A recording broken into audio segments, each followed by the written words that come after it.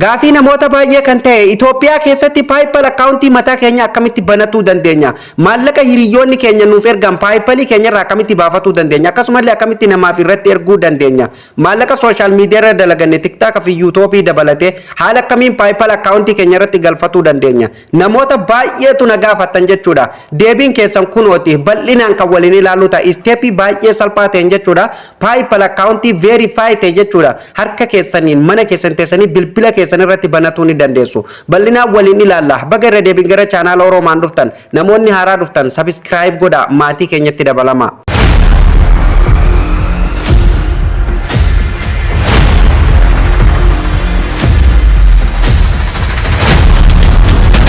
Egaa maamiltoota keenya kabajamoo walitti deebinee jira. Akkuma reef mata duree irraa isiniif tuquuf yaale PayPal akkaawuntii mataa keessanii akkamitti banatuu dandeessan isteepii baay'ee salphaa ta'een haala akkamiin verify kan ta'e argatuu dandeenya kan jettan amman isin argisiisa. Kana sirreeffatuuf Google Chrome ni fayyadamtu yookaan internet browserii keessan ni fayyadamtu jechuudha. Anammaaf Google Chrome kana bilbilli nama hundaatu ni qaba. Isuma kana fayyadamna yeroo tokko ofirratti cuqaasna. Chrome keenya haala kanaan eega nu banee bakka sarchii kanarratti ni cuqaastu. Barreeffamu waan nama asirratti barreessitan jechuudha. Maal jettanii barreessitu? paypal.com jettanii barreessitu jechuudha. Haalumanan amma asirratti isiniif barreesse kana. Fakkeenyaaf paypal.com jettanii yoo barreessitan kan sobaatu isiniif dhufa Itoophiyaa keessatti isiniif hin hojjetu jechuudha. Kanaafuu .com qofa jettanii hin dhiistan jechuudha. Mallattoo irra muraatan yookaan slash tana ni gootu jechuudha. Booda maal gootu? Biyya biraa goonee banna waan ta'eef jechuudha. LS jettanii barreessitan. Haala kanaan eega barreessitanii sarchiin jala kana jirti sarchii goosiftuu jechuudha. Karaa isa sirrii ta'een isteepii baay'ee salphaa ta'een banatuuf jechuudha.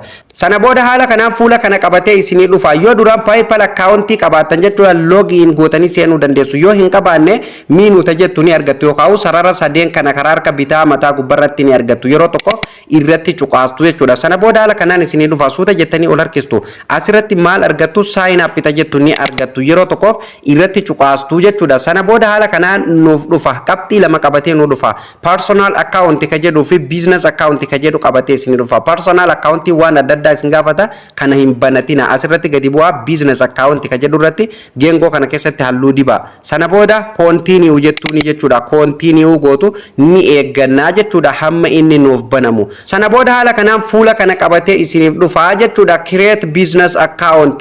Business account create godhii nuun jedha jechuudha. First name, last name fi email address password nu gaafata jechuudha. Qabxii afuran kana isa sirrii ta'een ni guunnaa jechuudha maamiltoota kiyya.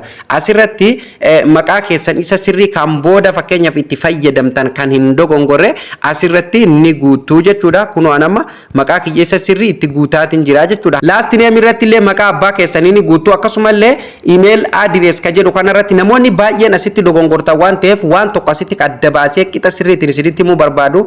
Emailli isin PayPal akkaawuntii kanaan banatan kan kana dura email akkaawuntiin hin banamin tahuu qaba jechuudha. Kan PayPal akkaawuntiin amma dura hin banamin tahuu qaba jechuudha. Qixa sirriitiin akka isiniif banamu jechuudha. Kanaafuu PayPal akkaawuntiin akka websaayitii biraatii miti jechuudha. Akkaawuntii jabaadha waan ta'eef email isa takka PayPaliin hin baniniin banattu jechuudha. Nama email kiyyattiin guutaa kunoo email kiyyatti guutaatiin jira jechuudha. Itti guutee xumureetiin jira jechuudha. Kunoo haala isin argitan kanaani isin jalaan dhosse maamiltoota kiyya asirratti illee gadi buutanii password ka jedhu irratti illee password isa sirrii itti guutuu jechuudha. Passwordiin isin asirratti guutuu qabdan dijitii 8 ol ta'uu qaba. Akkasumallee qubee gurguddaa fi qubee xixiqqaa wal keessa tuqaalee fi lakkoofsa wal keessa itti guutuu qabdan. Strong password malee isin irraa hin fudhatu. Password jabaa malee isin irraa hin fudhatu jechuudha.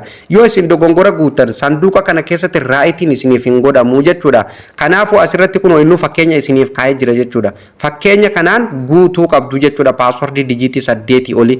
Nama yeroo kiyya qusatuuf password kiyyallee itti guuttadheen jira. Email illee itti guuttadheen jira. Maqallee guuttadheen jira. Haala kanaan qabxii kan afuran eega asirratti guuttanii xumurtanii jala kanatti yeroo gadi buutan maal argattu jechuudha. Waliigaltee akka isin mallatteessitan isin gaafata jechuudha. Sanduuqa tokko asitti ni argattu. Sanduuqa kanarratti cuqaasu raayitii itti gootanii waliigaltee kana mallatteessitu jechuudha. jechuudha asirratti yeroo gabbuutan maal nuun jedha agree and create account nuun jedha jechuudha kanaafu irratti cuqaastuu jechuudha gara fuulduraa deemtanii fuula itti aanu hanga inni qabatee nu dhufu ni eeggannaa jechuudha sana booda haala kanaaf fuula kana qabatee isinii dhufa confirm your email with code nuun jedha jechuudha email keetiin confirm godhi jedha koodii achirratti siif ergina koodii akka inni nuuf erguuf asirratti kunoo email keenyallee fuuldura isaa gidduu hincitii godhee tuqa godhee akka hin mul'anneef jechuudha siistama akka yoo hattullee ta'e namni hin beekneef jechuudha haala kanaan nuuf hidha jechuudha email dhumti hangana irratti koodii siif erginaa nuun jedha jala kanatti email your code nuun jedha email keenya irratti akka koodii nuuf ergu maal goona asirratti gadi buune yeroo tokkoof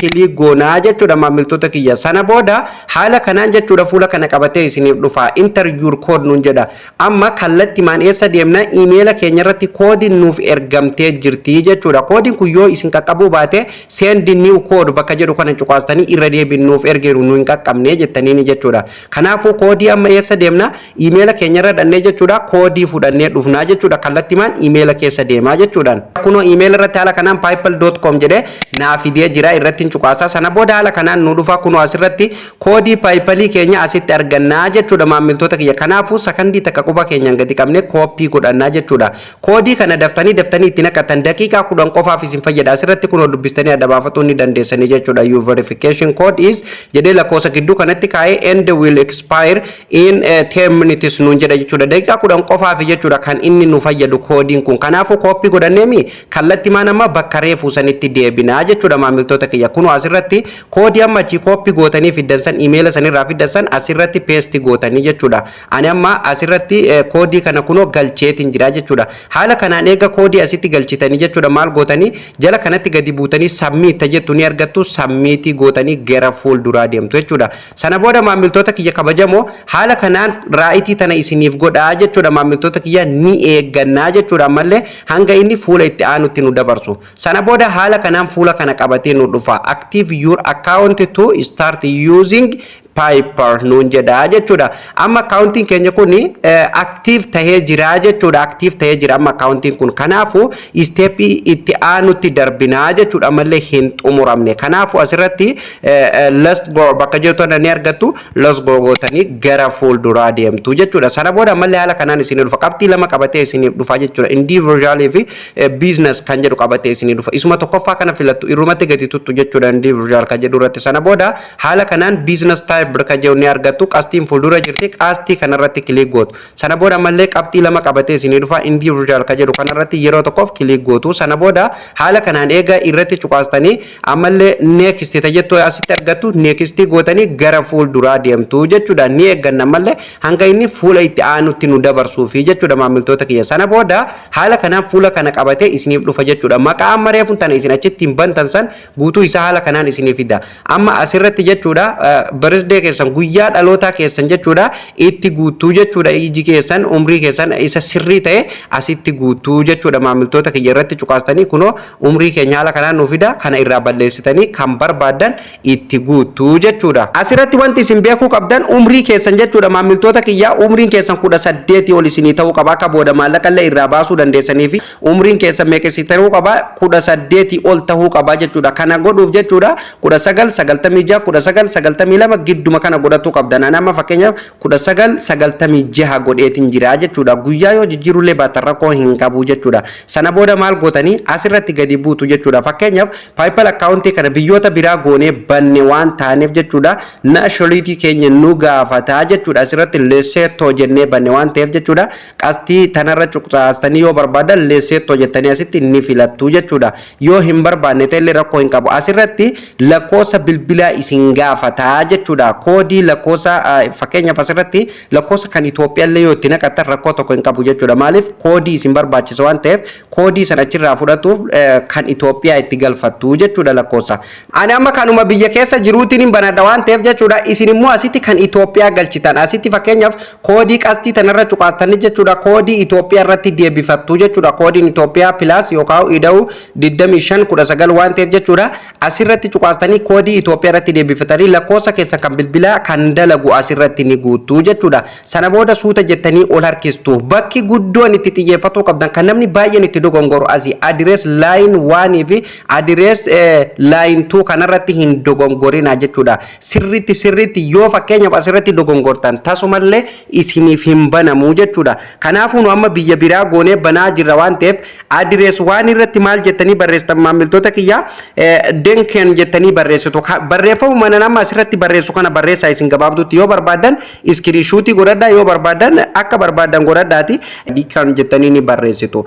Address line 2 irratti jechuudha waan barbaadan kana dhiistanillee bira darbuu ni dandeessan optional rakkoo tokko hin qabu. Siitii ka jedhu irratti immoo maal jettanii barreessitu leesettoo jettanii barreessitu jechuudha. Isinii galee maamiltoota kiyya leesettoo fakkeenyaaf biyya biraatiin godhee banaa jira waan ta'eef jechuudha haaluma nan asirratti barreesse kanaan kuno leesettoo jedheetiin barreessa leesettoo haaluma kanaan barreessitu jechuudha isinilleen amma barreessee xumureetiin jira jechuudha. Isa sadaffaa state ka jedhu kanarratti illee maal jettanii barreessitan closing jettanii barreessitu jechuudha. Kun haaluma nama asirratti ni barreesse kanaan haaluma kanaan barreessitu. Postal code immoo maal jettanii barreessitu fakkeenyaaf Finfinnee hin jirtan gaafa Finfinnee yoo ta'e 1000 takka jettanii guutanii amma biyyoota biraa goonee banne waan ta'eef jechuudha kan koodii biyya nan banaa jiru kun jechuudha 700 jechuudha 700 ni barreessitu jechuudha haala kanaan. Haaluman an barreesse kana qofaan barreessa isin kara biraa tokkollee hin dhaqinaati kanuma barreessa. Address line 2 irratti illee yoo barbaadan jechuudha leesettoo jettaniillee darbuu ni dandeessu jechuudha. Rakkoo tokko waan isinirra fidu tokkollee hin qabu jechuudha. Kunoo leesettoo jettanii isallee bira darbuu dandeessanii jechuudha. Haala kanaan hunoo lakkoofsallee guuttadhee guyyaa dhalootaa guuttadhee maqaa guuttadhee akkasumallee guyyaa line 1 fi address line 1 fi address line 2 guuttadheen jira akkasumallee siitii guuttadheen jira jechuudha. Kanaafuu state fi postal code illee qisa sirriitiin postal code illee guuteetiin jira jechuudha. Footoo kaafadha yoo barbaadanillee jechuudha. Suuta viidiyoo irra gadi dhaabaati footoo kaafadha haaluma kanaan banadha jechuudha. Steepii baay'ee salphaa ta'een akkaawuntii mataa keessanii uummatuu ni dandeessu. Haala kanaan eega xumurtanii neekistiin jala kana jirti. Neekistii tana cuqaastanii gara fuulduraa deemtu jechuudha. Sana booda haala kanaan fuula kana qabatee isiniif dhufaa jechuudha. Your full legal name isin jedha maqaa keessan isa guutuu isin gaafata jechuudha. Maquma fakkeenyaaf reefuun tana gamasitti itti guutassan jechuudha. Business name ka jedhu kanarratti itti guutuu jechuudha. Fakkeenyaaf namoonni duraan business name yookaan maqaa akkaawuntiin qabdan yoo qabaatanillee rakkoo hin qabu asitti guuta yoo barbaadan kanuma reefuun tana PayPal akkaawuntiin bantan san jechuudha asitti ni guutu jechuudha. Irra deebi'een nu gaafata jechuudha. Waanuma amma nu gamasitti guune san hundaa'u irra deebi'een nu gaafata waan tokko wanni isin kan biraa itti dabaltan hin jiru. Waanuma amma gamasitti guutassan jechuudha irra deebiin asitti guutu jechuudha. Maqaa keessan isa sirrii yeroo isin itti guutan jechuudha kunoo isa gubbaa kanarratti raayitii ni gootu jechuudha. Sanduuqa kanatti raayitii ni gootu. Asirratti gadi buutanii jechuudha business registration ka jedhu ni argattu. Asirratti illee lakkoofsa dagatu hin qabne tokko booda irra deebi'ee isin gaafata waan ta'eef jechuudha. Lakkoofsa dagatu hin qabne tokko itti guutuu jechuudha. Lakkoofsa tokko kan filattanii itti guutan amma tokko lama jedhee guuteetiin jira jechuudha. Walumaa galatti kan dagatu hin qabne itti guutan booda yeroo inni isin gaafate waan itti galchitaniif jechuudha. Asirratti yeroo gadi buutan doolaara fakkeenyaaf asirratti wantoota irratti hundootanii itti fayyadamaa jirtan jechuudha. Doolaaraa ta'u riyaalaa ta'u dinaaraa ta'u hundaa'u ni qaba waan ta'eef asirratti qastii tana cuqaastanii waan barbaadan ni filattu jechuudha. Kan barbaadantu as keessa jira jechuudha. Nuti yeroo hedduu jechuudha doolaaratti fayyadamna waan ta'eef jechuudha US dollar jenneetuma irratti guunnaa jechuudha. Kunoo irratti guuteetiin jira jechuudha. Inni ufiin isinii fide asirratti illee dhiisuu ni dandeessan. Ol harkistuu jechuudha. Asirratti illee maal guuttan jechuudha maamiltoota kiyya product or service bakka jedhu irratti illee yeroo isin cuqaastan jechuudha waan tokko waan isin barreessitan hin qabdan asirratti yeroo isin qastii fuuldura jirtu irratti cuqaastan ufiin isin maraxachiisa jechuudha. Innu asirratti filannoo isiniif kenna. Isin waan barbaadan ni filattu jechuudha. Kan barbaadan as keessa waan irratti hojjettan san jechuudha murteessan isin waan ta'eef asirratti ni filattu jechuudha. Kan ammaaf jechuudha isuma kana filadheetiin irra darbaa jechuudha maamiltoota kee isin waan barbaadan ni filattan. Asirratti illee gadi buutanii jechuudha isa kanallee do you have business website nuun jedha. Website yoo qabaatan jechuudha duraa websaayitii yoo qabaatan eeyyee yes jettaniini irra darbitu yoo hin qabaanne no jettaniini jechuudha no amma hin qabnu waan ta'eef no jenneen irra darbinaa jechuudha maamiltoota kiyya kabajamoo haala kanaan yeroo as dhuftan jechuudha amma asirratti poostaa isin gaafata sanduuqa kana keessatti maal gootanii raayitii gootu jechuudha yeroo isin raayitii asitti gootan wanti isin reefu gamasitti guuttasun jechuudha hundi isaa kunoo processing sun hundi asiin ufiin isiniif yeroo isin raayitii asitti guuttanii jechuudha sana booda neextiin jala kana jirti neextii tana cuqaastanii gara fuulduraa deemtu jechuudha kana booda haala kanaan fuula kana qabatee isiniif dhufa jechuudha maamiltoota kiyya kabajamoo amma asirratti xumurarra ga'utti jirraa jechuudha maamiltoota kiyya kanaafuu asirratti maal gootan jechuudha go to home page bakka jedhu tanarratti cuqaastanii gara fuulduraa deemtu jechuudha amma isa sirrii ta'een jechuudha karaa sirrii ta'een jechuudha waan tokko otoo hin dogongorin